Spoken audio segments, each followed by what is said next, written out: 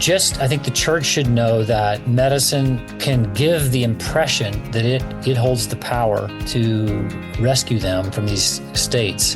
And it's a false impression often. Welcome to Intrinsically Motivated, where we have conversations with experts in the field of addiction, recovery, and those personally affected by it, as we seek to mobilize the church to replace addiction and mental health challenges with flourishing. Today, we're joined by Dr. Farr Curlin, a palliative medicine doc and co-director of Duke University's Theology, Medicine, and Culture Initiative, to talk about the medicalization of risk. I'm Tucker Clements, audio engineer and editor for Uplift Appalachia, and this is Intrinsically Motivated.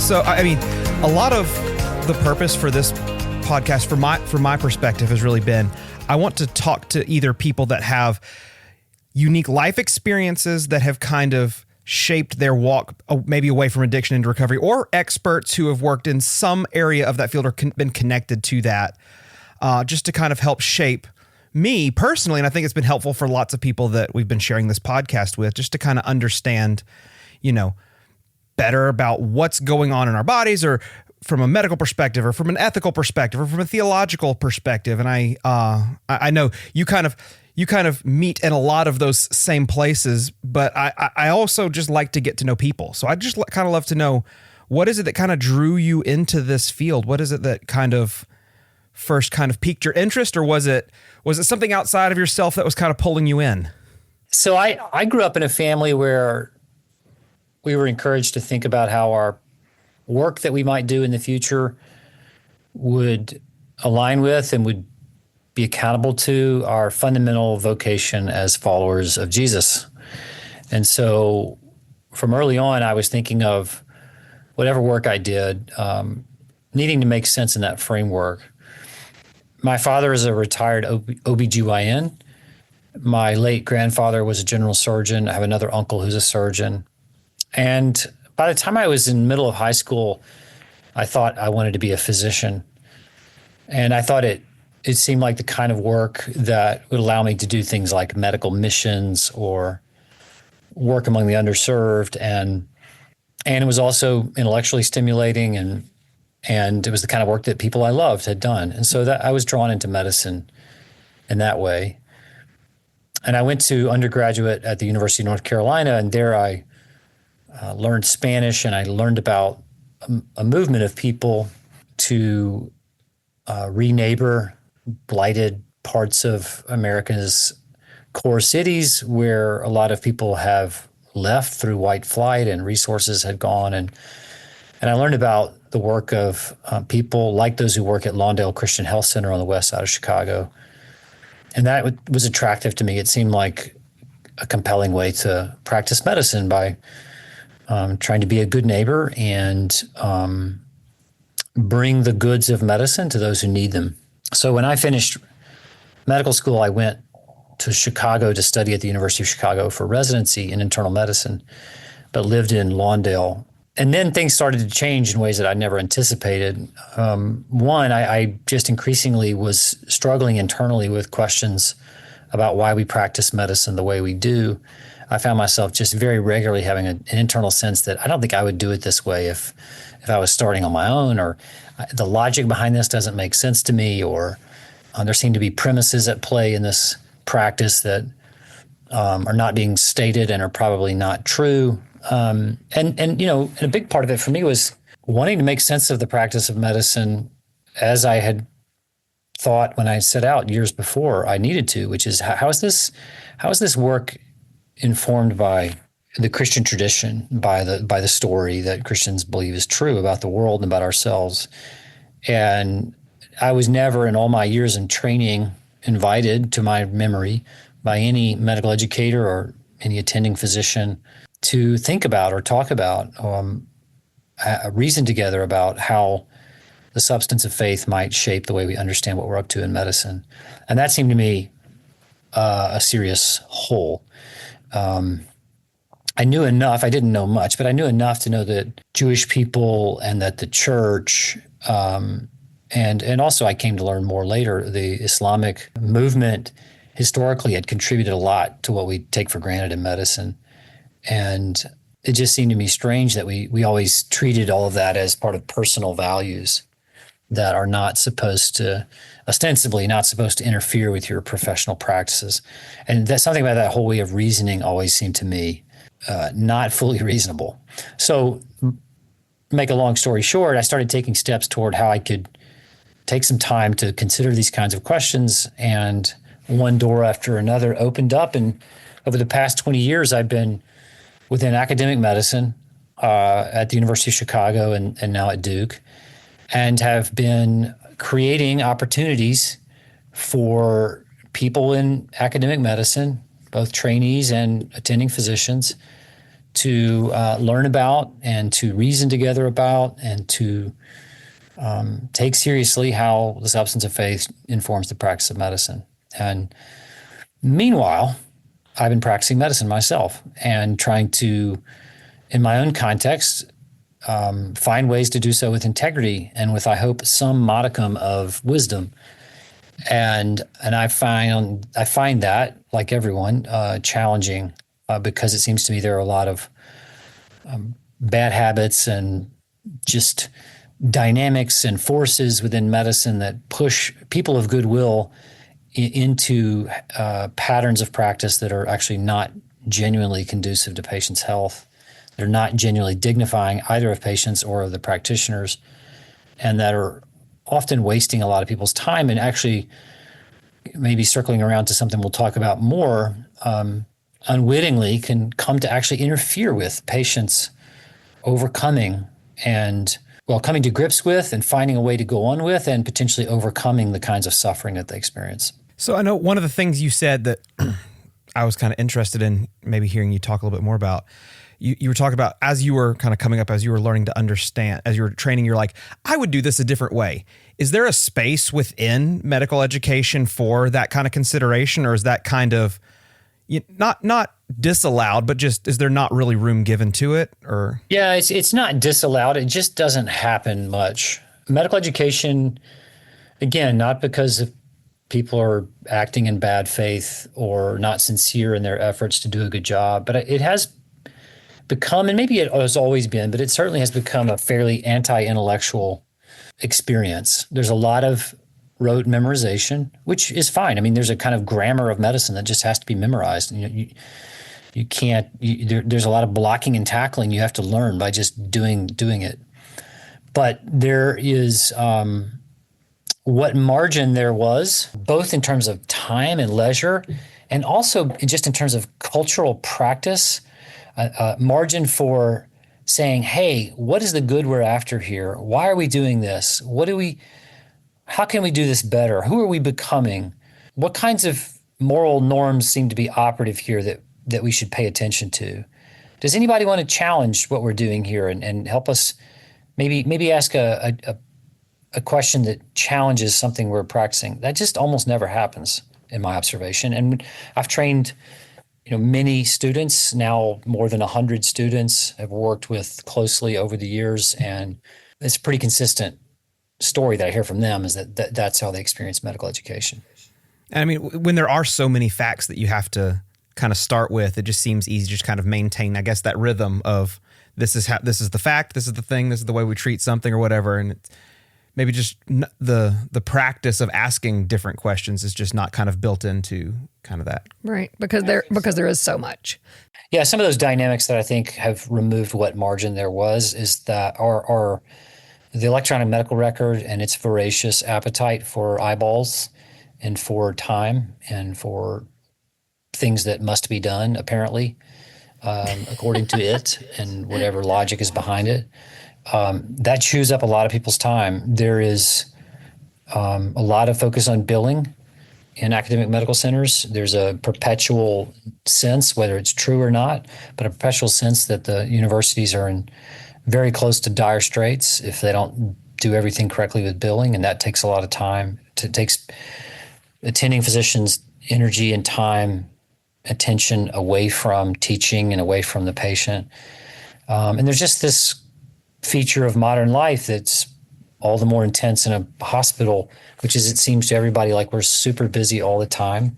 We have way too many things to do, and we're in a kind of semi low grade crisis all the time to just keep up.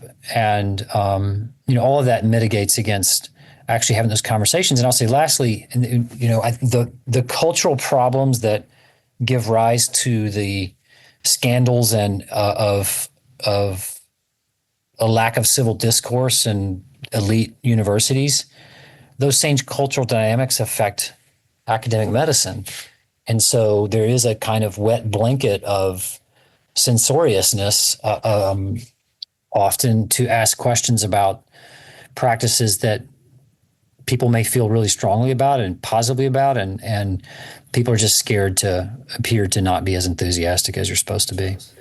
Yeah. Totally understand that. Well, I was going to say, one of the things that you mentioned is, not how we define what is success in your medical practice or whatever, and different, we're looking for different sorts of goals. And you talk about, we get so distracted by billing, or we get so distracted by various things. It's like success is more defined by how well are we able to check the box, get this patient moved from one place to the next, make sure that we bill correct, all those different layers of success that we kind of forget, we're just looking for the best outcomes for our patients. We're just looking for the best outcomes for our populations, that I think we can sometimes, we have kind of the wrong view of what we would define as success, and I think, and that kind of leads. Were you going to ask? Leads it. Well, I want to ask one other thing, but so much of this leads into, I think, what we actually want to ask you.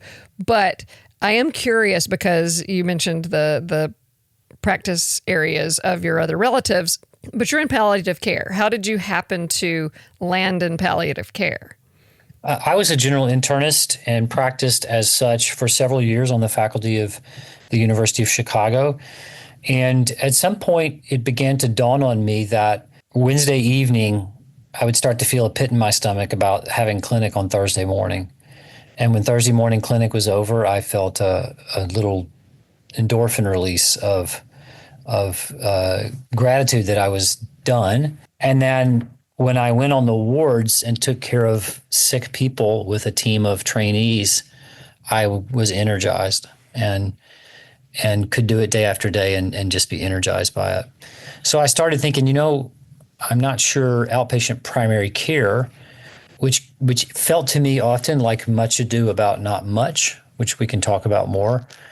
Spent a lot of time chasing numbers that somebody said you're supposed to have in order to have adequately managed the risk of diabetes complications or hypertensive complications or unscreened for colon cancer or unvaccinated, pneumococcus, or all these things that we spend our times hustling to get people up to date and in compliance, if you will, with what the system says people are to do. And it seemed to me almost like we were just hounding people and bothering them and or stirring up in them anxieties that didn't seem all that important. Whereas I would take care of very sick people and I would think, this is good. This is what medicine's for. Take care of sick people, do your best to stick with them, see what you can do to preserve and restore whatever health can be preserved and restored. And, that's good. And I enjoyed that. And then there was a culminating moment that was an epiphany for me. And that was, I had a family meeting on the 5th floor of one of our wards. I remember very distinctly the conference room. It regarded a patient who was very sick and had been to the ICU and come out and was now declining and was likely to have to head back to the ICU unless we could agree with the family on a decision that we would not go back to the ICU. And I was in there to propose to them why I thought that was a good decision.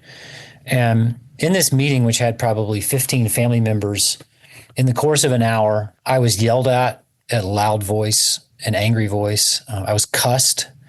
Family members in the room yelled at each other. A few different people broke down in wailing sobs. A woman passed out, fainted, and was revived by family members. There were tears shed.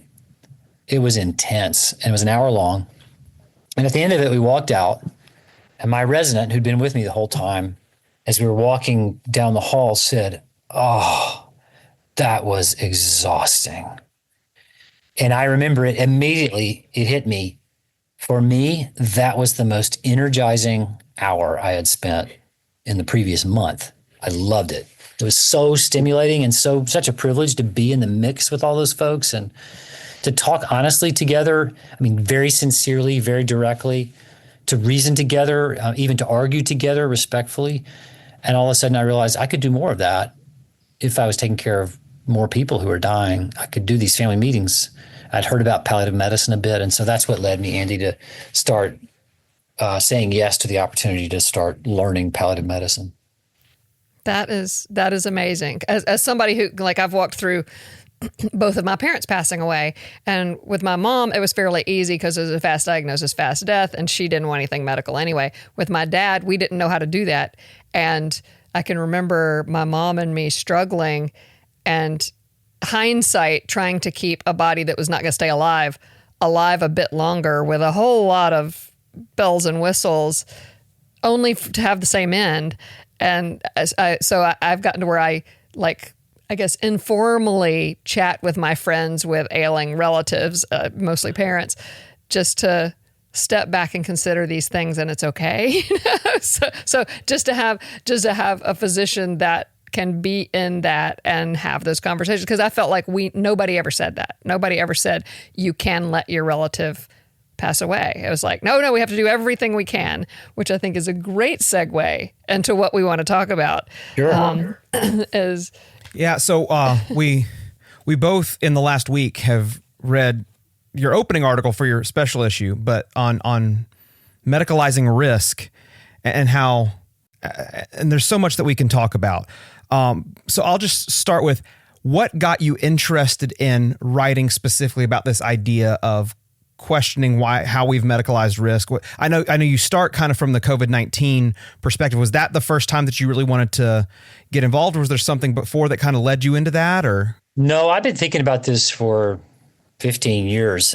When I was in training, even, I started to ask myself, why do we spend so much effort trying to fiddle with people's blood pressure medicines to get their blood pressure from 145 to 140? How much good does it do? And this was the days of evidence-based medicine. So we were trained in evidence-based medicine skills of reading the literature.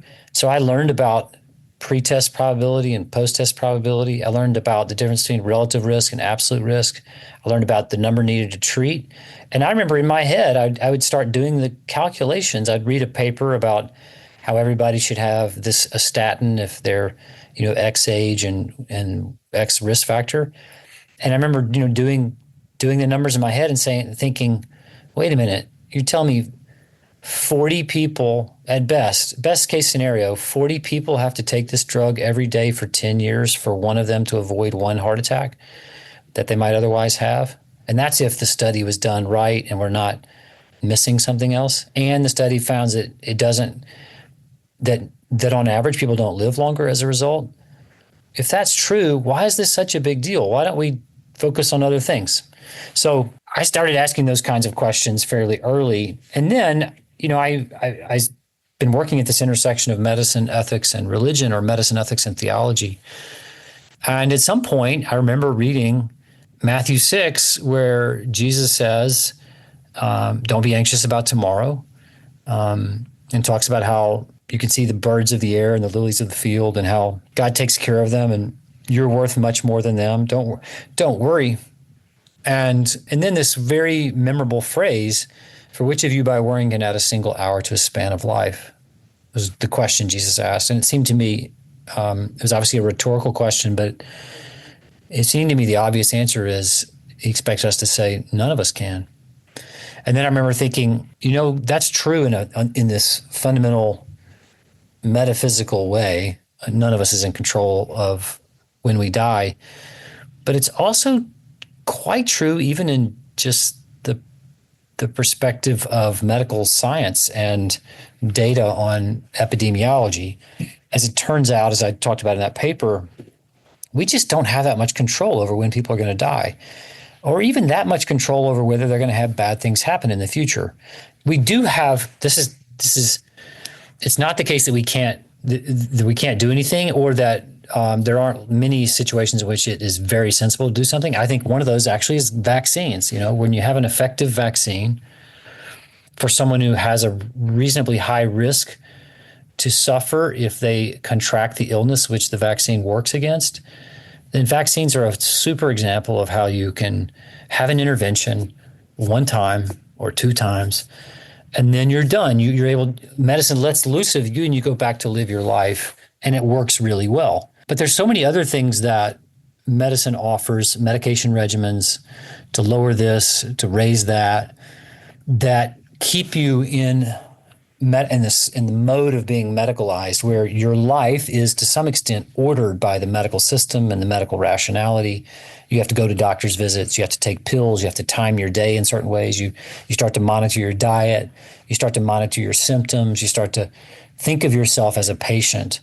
And it struck me that often that has its own costs that get in the way of people just living their vocations, just living life, doing the things that they're called to do or they really desire to do, they're good to do, committing themselves to the people around them. It kind of pulls them away from that, often without good reason or not good enough reason. Yeah, one of the things you just said there, it kind of goes along the lines with one of the things that we say a lot is, yes, we can keep people alive, but are they actually able to live? You know, it's two different things to just be alive, and it's another thing to, and if you're, you know, and we're obviously focused a lot on addiction and recovery, and we're asking a lot of these questions specifically around, you know, the way that we have medicalized addiction and addiction treatment and that sort of thing, you know, because people that are on medication assisted treatment, their lives are oriented around, you know, I mean, how often is it that you have to go check in? Is it weekly? Right. It's most is, well, if it's methadone, it's every day, but if it's buprenorphine, generally you go once a week. And so at great cost. You know, and so your life kind of comes wrapped around that whole thing, and your life is now, like you. I love that you said it's like you're always a patient, and you're not ever whatever the other vocation is that you've been called to. I love the way you said that. Yeah, and I the way I think about it is this: medicalization is a term we use that just means when we take some human problem. In this case, it's a problem, let's say, of a deep and profound physiological and psychological craving for opioids, and we address it as a problem that is of medical character and suitable for medical resources to address. Sometimes that's a good idea. So let's just say you have the problem of you've fallen off of at some height and you look down at your leg and it's supposed to go straight and instead it goes sideways and it hurts real bad. And I think we would all agree that's the sort of problem that medicalizing it makes good sense. We have come to believe that that's the sort of thing medicine has the resources for, that's actually a medical problem. There's a clear injury to your health. And that's just to pick an obvious example. And then we pick an obvious example maybe on the other side that's not fitting to medicalize. Suppose you have a problem of you just really don't have a lot of motivation to do hard work and you really struggle to get yourself going. You know, you can medicalize that. People do medicalize that. They look to experts, therapies, even lab tests to see if there's something wrong with their thyroid, et cetera, supplements. But it's probably something that's not really helpful to medicalize. It's kind of a waste of time to medicalize it. And I think there's lots of problems like addiction where there's real gray zones in there. But the question I would want to have with a patient, and I have a lot of patients who are dependent on opioids because I'm a palliative medicine doc, and we see people who I think have been drawn into palliative medicine, unfortunately, when they shouldn't have been. They were put on opioids years ago, and now they can't get off for their chronic back pain or whatever. But the question is always got to be, this specific pattern of medicalization, let's say it's participating in a Suboxone clinic, is it actually conducing to your health being restored, which will be seen visibly in you having new capacity to act on your own, new freedom to live as people do when they flourish, new kind of well-working in your body, and is it achieving that without undue side effects, which include things like it's absorbing your life and it's getting in the way of you doing other things.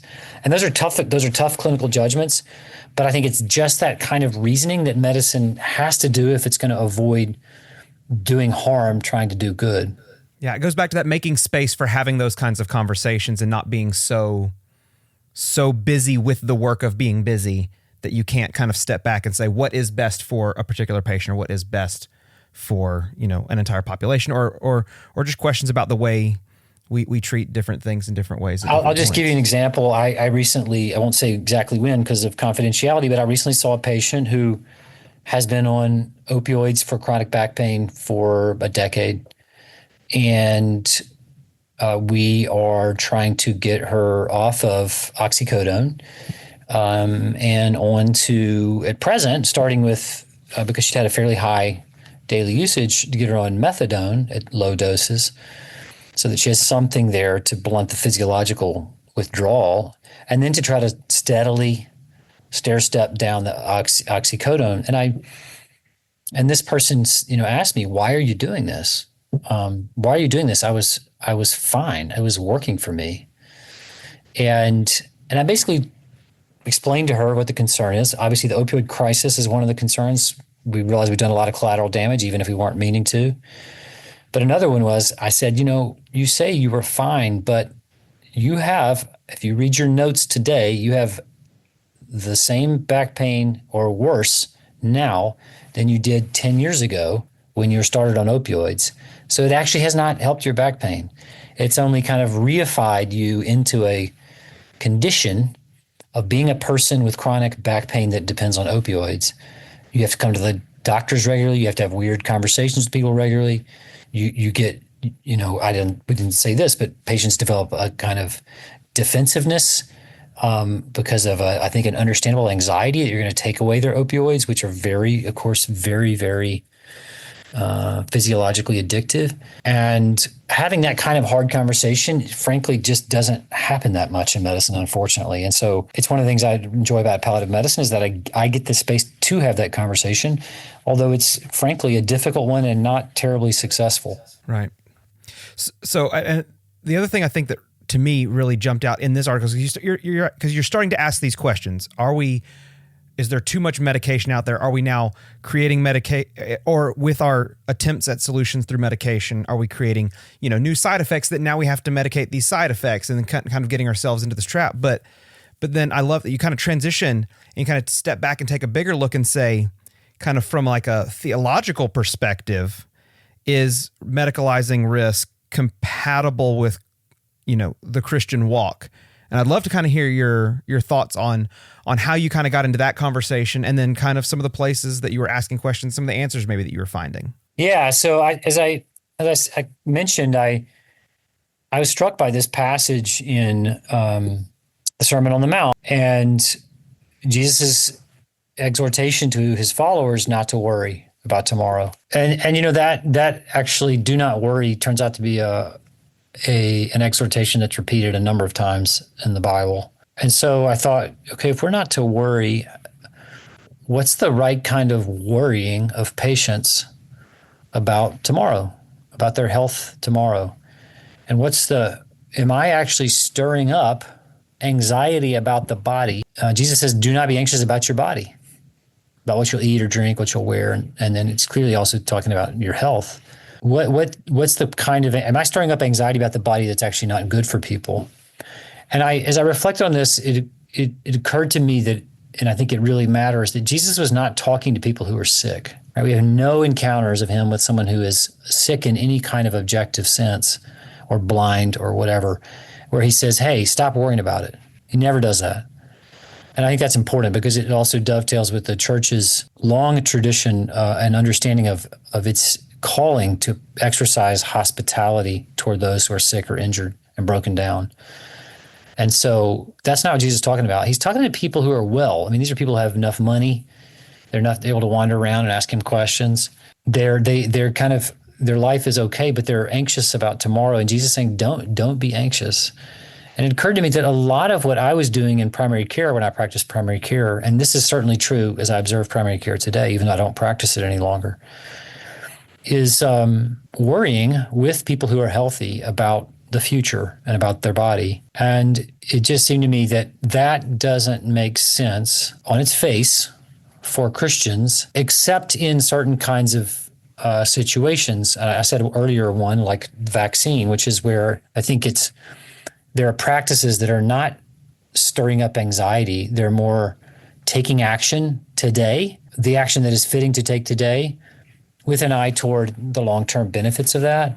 And they don't trap people in a mode of observing themselves and wondering how they're doing and monitoring and having to focus a lot of attention. But there are a lot of other practices that do seem to work out of that mode of worry. And I think Christians, in my observation, are not worrying at least in the United States, are worrying any less than their neighbors about their health, about all the bad things that can happen to them, about whether they have the right doctors to insure them against health problems and so on. Yeah, well, I was going to say a while ago, before we even started talking about the medicalization problem, when you were talking about the electronic medical record and how it is wanting your attention and everybody is so busy.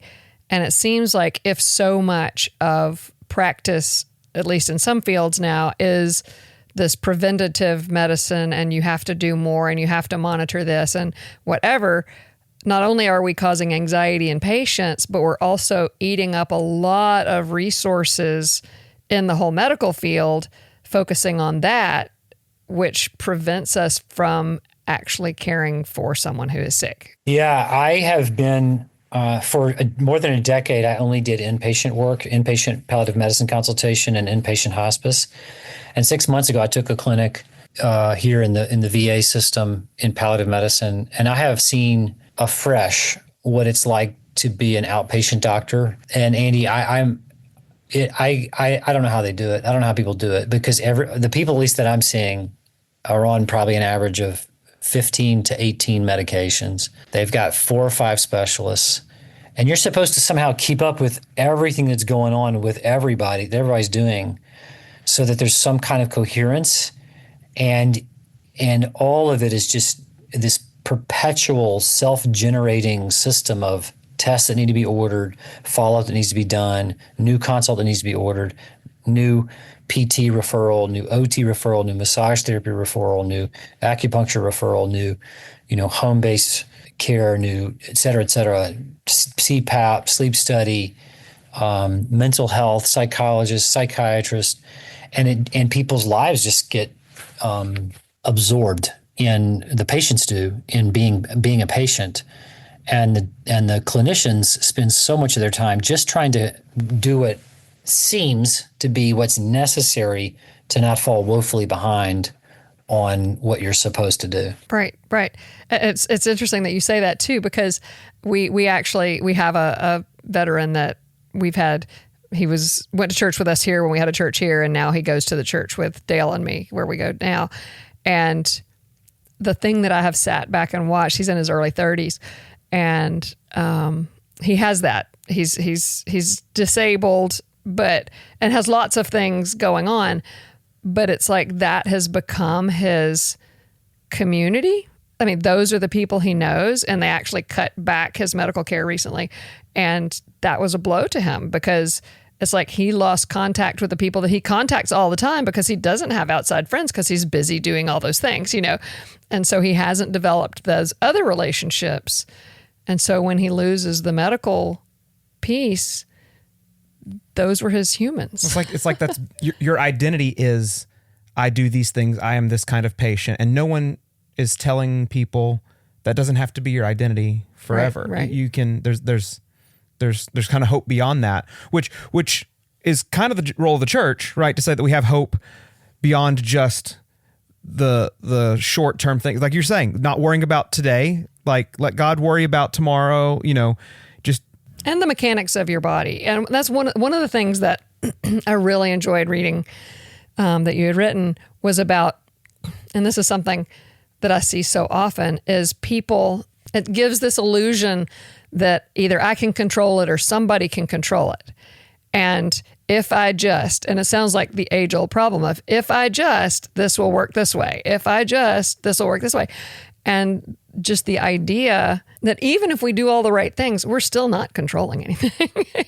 That's right. No, I mean, that's where COVID was, I think, a crucial learning moment culturally, if people have eyes to see and ears to hear, is it exposed that we can be faced by a major problem, or what appears to be a major problem, and all the fancy, trained, elite, expert people didn't, in the end, really know what they were talking about very much.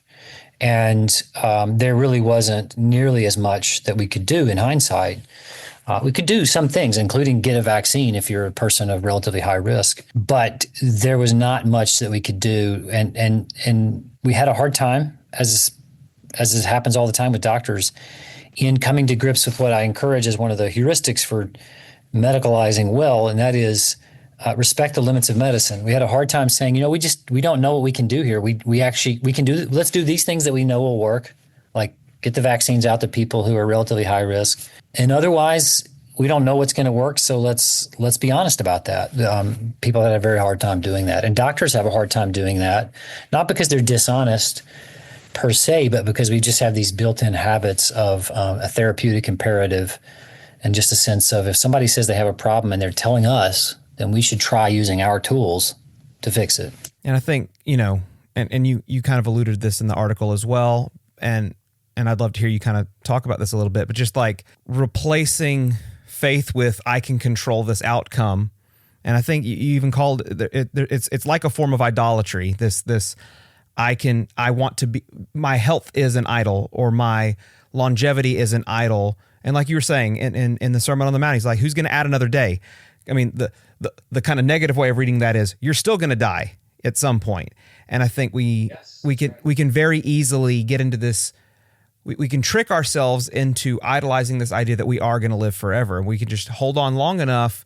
We'll find that one solution to where I don't have to face that. And that really fights against this Christian worldview that this isn't our home anyways. And we shouldn't want, from a Christian perspective, we shouldn't be fighting to stay in this world forever, because we have another life beyond this one that should be a greater hope to us anyways. Well, yes. And even more immediate than that is our own medical science makes clear we have very little power to affect when someone's going to live or die. When we're talking about future risks, we just don't have that kind of control. Maybe one day we will have more control, but we don't have much now.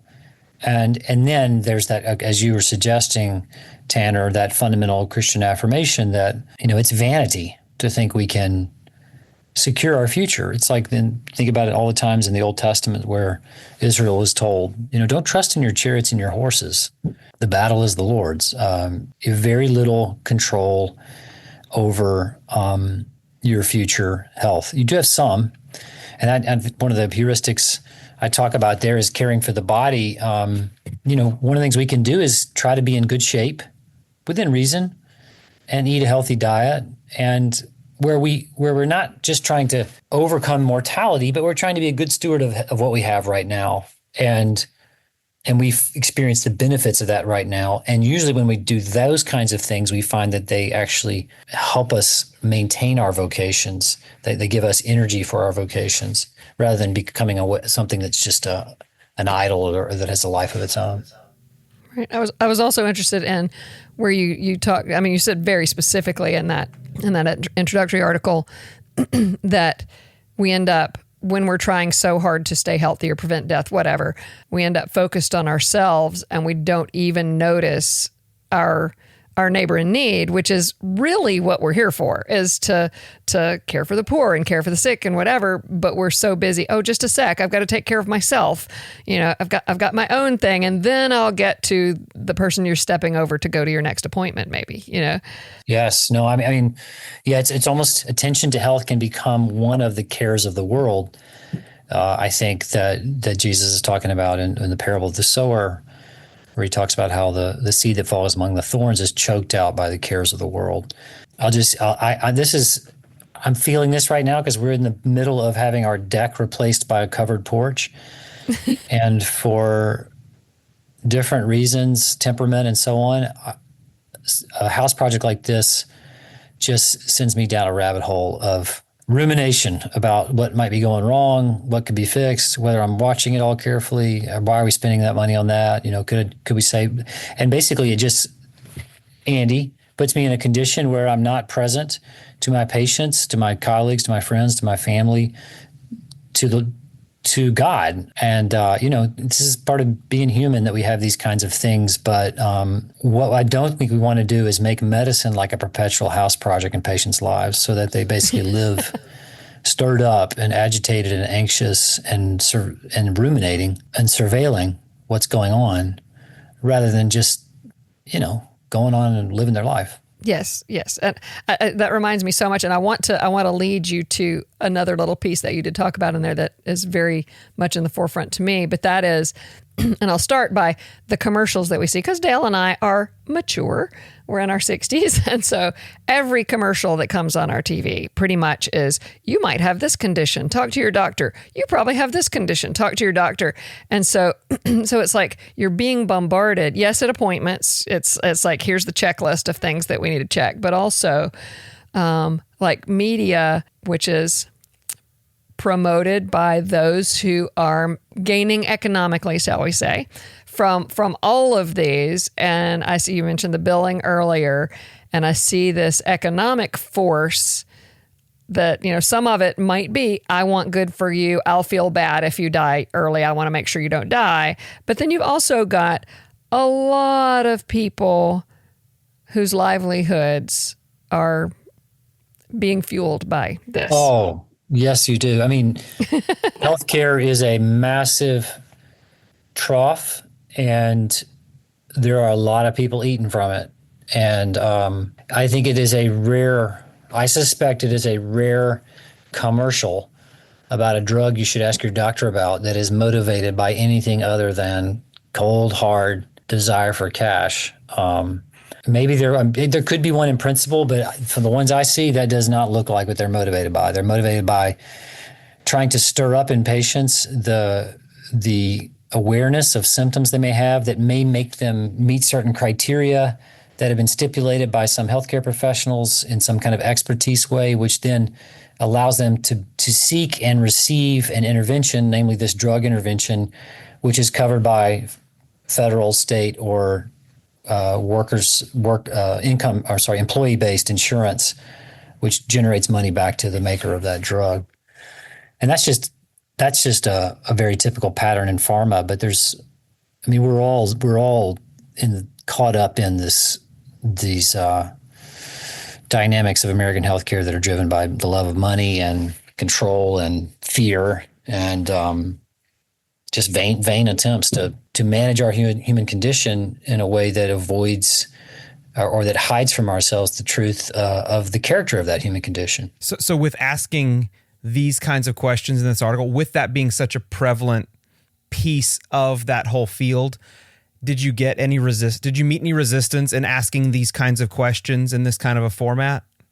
No, not in this field. I mean, not that many people read these sorts of things, but those who have read it, I have. We read it. We loved it. You read it, and I've had a number of colleagues tell me that this is one of their favorite things they've read of mine. And I have to say, it's one of my favorite things that I've written. I do get some pushback in certain areas, as I think is warranted. That there are areas where, in my judgment, let's just say, a certain kind of screening for coronary artery disease, I think, is reasonably just ignored. Whereas a colleague, and in fact, I have a dear friend who's such a colleague, might say, "Farr, you are an anti-technology Luddite, and you're going to leave on the shelf something that it saves a heart attack in 1 out of 30 people." And I think 1 out of 30 people over 10 years, that doesn't sound very good to me. To him, that's pretty darn good. So I think there's room for judgment in those areas, but just to start thinking about whether that's 1 in 30 people benefiting over 10 years is the kind of thing that we should worry people with, to me, is an advance.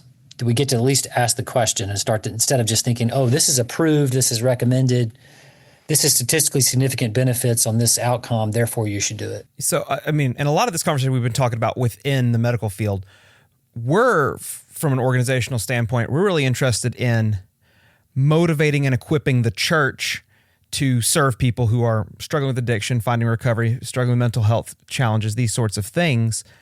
But the church is also COVID, and I think you even talked about it here, COVID kind of broke the brains of a lot of people within the church as well, and asking questions about the medical field and how much we should pay attention. So all of these, I think, are questions that the church has been kind of working through for the last several years. I know in this kind of opening part that we've already read, you don't necessarily get into a whole lot of this is what we should do with this information. You're starting to ask the questions and maybe reframe the conversation a little bit. But in your experience, do you think there's something that the church could benefit from, or is there an answer that the church could find in kind of interacting with this question of medicalizing risk? And how can we as an organization take some of these things and equip the church more effectively to meet people's needs where they are, that sort of thing? Well, I think the practical thing that the church could learn is it could learn to be skeptical about medicine's claims to tell people what to do in contexts where the people are not clearly sick or injured. See, I think that's helpful. I think it's a really helpful thing. As I tell people, if you got somebody who's clearly sick, they're falling over, they're bleeding, their fever's 103, their legs pointing the wrong direction. Yeah, I mean, if they're clearly sick or they're clearly injured, again, their legs going the wrong way, they have a big wound on their forehead, whatever. Medicine is fantastic at addressing that. It's the best thing going. Modern allopathic medicine, scientific medicine. There's a ton we can do and do it effectively and return people back to their life pretty quickly if it goes well. But people who are not in that state, but instead are dealing with addictions or depressed mood or low energy or struggling with attention or lonely or not sleeping well, et cetera, abdominal pain, back pain, various pain syndromes. I think the church should know that medicine can give the impression that it holds the power to rescue them from these states. And it's a false impression often. And so I think that could help the church recover some confidence that it has a primary responsibility to those who are not in the state of being obviously sick and injured, needing attention in the short term, to help them reckon with the struggles and difficulties of their life without just saying, oh, we just got to find you a good medical expert. Right. I think that's great that it's like you've given permission for the church, because I think a lot of times we did a survey a few years ago and people said, well, it's probably, talking about addiction particularly, well, I think it's a medical problem and I might do something wrong, so I want them to go to experts. And it's like, and we're really, really trying to say maybe the cure, maybe the healing is actually that relationship with caring people within the church. And it helps your body heal without having to do all these other things that maybe right here we've got the answer, and I've even tried to, and you will probably understand this being in an academic setting, tried to do studies comparing that to medication. No one will touch it. And I don't know if it's a fear of what if it works and there's our livelihood, or I think you're just crazy because it's not real medicine or what, but it's been. No, I'm not surprised. Yeah. It's out of the box. These are habits. These are deeply well-worn in a technological age, in an age of hubris that we can somehow overcome all of our problems with our rationality and our tools, in an age of, hiding from ourselves through phenomenal developments in economics and everything else. We have so much wealth that no one's had before, hiding from ourselves so much of our suffering, or at least covering it over.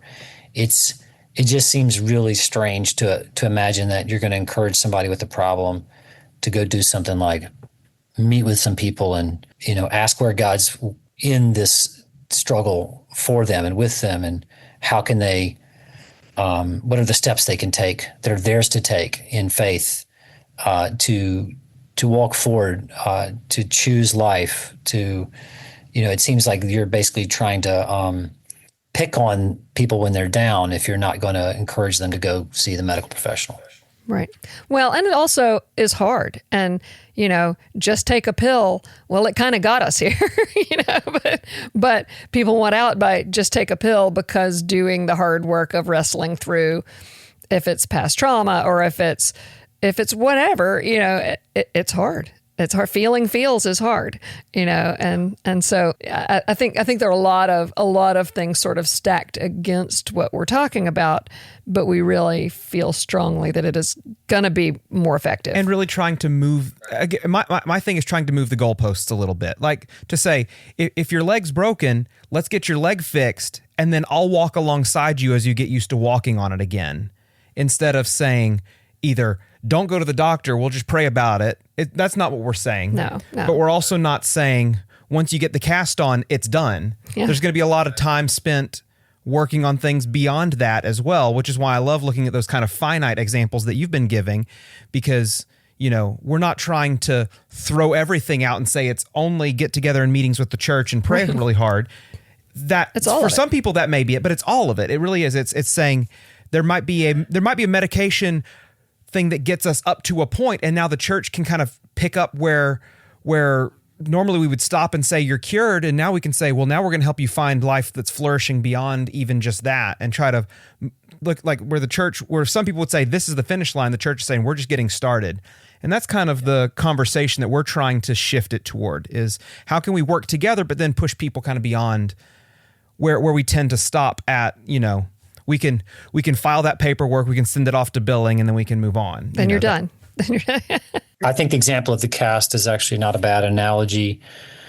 Pain medications, by analogy, should function like a cast, a short-term cast, for people who have a serious thing like a break. They allow you to kind of get back on your feet in the short term, and then you want to get them off. And then you got to build back your muscles, and you got to find ways to go on without wearing a cast the rest of your life. Right. And the last thing you want to do is make your cast bigger and bigger and bigger and bigger, because the muscles are weak around it. And the bigger you make it, the more weak the muscles get. And then pretty soon you've lost the ability to function. Right. And then you that's can't what go without the happens cast. Yes. Not infrequently with chronic opioids. Right. I feel like we just added a new analogy to all of our talks. Is what just happened. Thank you for that. That was perfect. Thank you. No. So, anything else on this that we haven't asked you about that you think is like, well, the one thing that really still stands out to me about this conversation that I think people would really want to know, or you're really passionate about people hearing, or do you think what haven't we asked you that we should have asked you? I was trying to find one of my favorite quotations. It's in the paper somewhere, but I'll tell you more or less. It's St. Basil, who there's a collection of sermons basically that he wrote to his people that were very pastoral. People would put questions to him and he would respond. Some of them are called the long responses. And in one of them, people asked him, is it fitting with piety to see a doctor, to see a physician? And obviously they were asking the question because they thought maybe we shouldn't be seeing a doctor, because maybe that's basically trusting doctors and medicine rather than God. And Basil basically says, definitely you should see doctors, in the right time, in the right way. He says doctors are like farmers. They've been given a gift, a craft, a trade, much as farmers know about agriculture, and they're able to therefore help us grow the food we need, because as human beings, we are prone to hunger. So as human beings, we are prone to sickness and injury, and physicians develop the craft, the trade, the knowledge to help us preserve and restore that health. But Basil says, so he says, yeah, it's good to go to the physician when that's fitting. But he said, don't let your life become one long provision for the flesh. And I can just imagine him thinking about the persons who become obsessed with their bodies and with their worries about their health vanishing away, and they just have their life becomes completely absorbed in that. And Basil was seeing that and saying, this is not good. Try to avoid getting in this situation. So is there anything that you're working on right now that you're really excited about that's coming up, or anything like that? Yeah, I met my colleague, Christopher Tollefson, who is the co-author with me of our book, The Way of Medicine. We're beginning to work on our next book, which hopefully we'll complete in the next couple of years, which is provisionally titled Suffering and the Limits of Medicine. So the book is going to be about the kind of a study of how suffering figures into human life. This will be looking at how people have thought about this historically and into the present, and just looking at the phenomenology of suffering, and then looking at how different kinds of suffering can be medicalized, and trying to identify ways that medicalization is not a good idea, and then heuristics, rules of thumb for when medicalizing is a good idea. So basically, the book is going to be geared toward the kind of layperson who likes to read and think, and help them get their head, kind of develop their imagination so that they can see that medicine is not all benefit, and they have some sense of how to use it when it's going to be helpful and avoid it when it's not. Next time on Intrinsically Motivated. In my mind, I go, this is coming back from her childhood. She's very defensive. She doesn't want to be hurt again. And even the slightest thing, to me, is very minor. To her, it's big. And I don't criticize it. I just have to learn to accept it. This has been a podcast powered by Uplift Appalachia. To learn more, you can find us at upliftappalachia.org.